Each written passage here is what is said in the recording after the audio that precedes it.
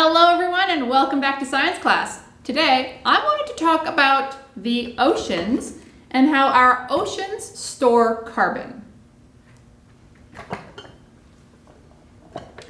So, if we were to look at all of the water on Earth, there is a lot of it.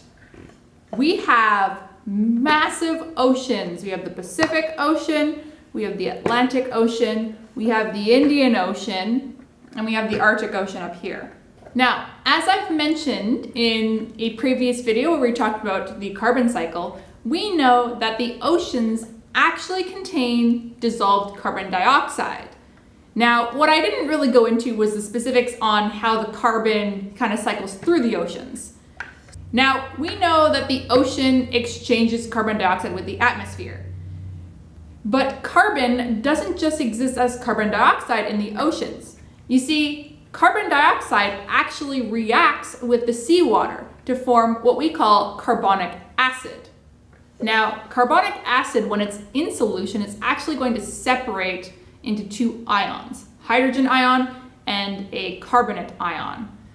The carbonate ion will eventually react with calcium that's just floating around the ocean. I mean, there's all kinds of minerals that live in the ocean, and calcium is one of them. And it's going to form calcium carbonate.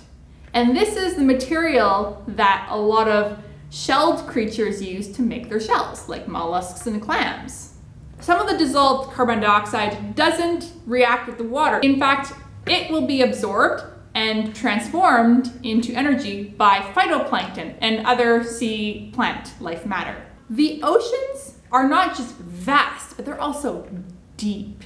They are extremely deep, and it's hard to mix the water in the ocean. So there's actually a couple of different layers of the ocean. There's like the surface layer, and then there's like the thermocline, and then there's like the deep layers.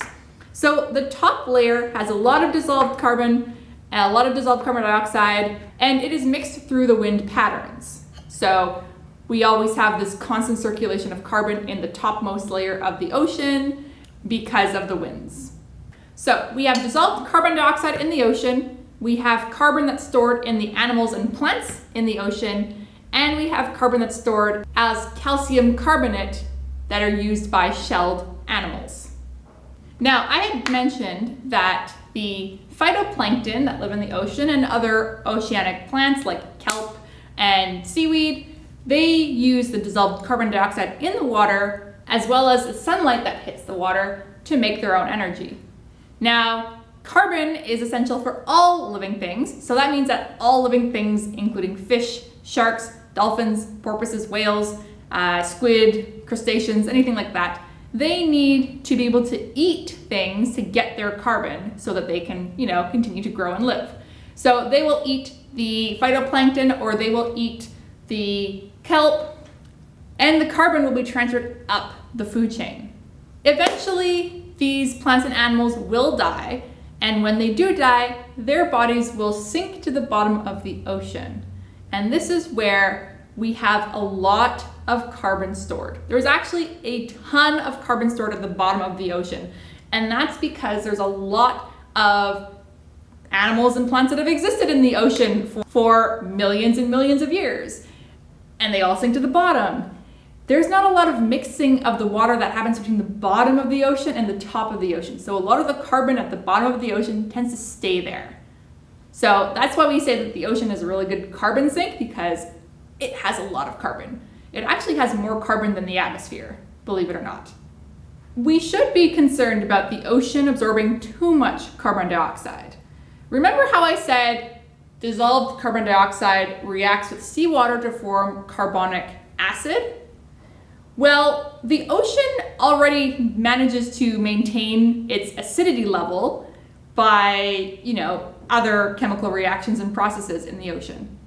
However, if there is too much carbon dioxide that gets absorbed by the ocean level will become very acidic. So the ocean will try to compensate, but the way that it does so is that it removes calcium carbonate from the actual ocean. It removes the solid carbon to try and counterbalance the acidity levels. This means that it actually damages a lot of animals. It will damage clams and mollusks, anything that uses shells, and it also damages coral reefs. This is causing coral bleaching. Coral bleaching occurs when the color essentially drains from the coral because the coral is dying. So, to summarize, the more carbon dioxide that gets absorbed by the ocean, the more acidic the oceans become. The more acidic it is, the harder it is for plants and animals to live there. That's all I wanted to talk about today. I wanted just to talk about the oceanic carbon sink a little bit in general. And I will see you all next time when we start talking a little bit more about how water moves on land and in the oceans. See you next time. Bye!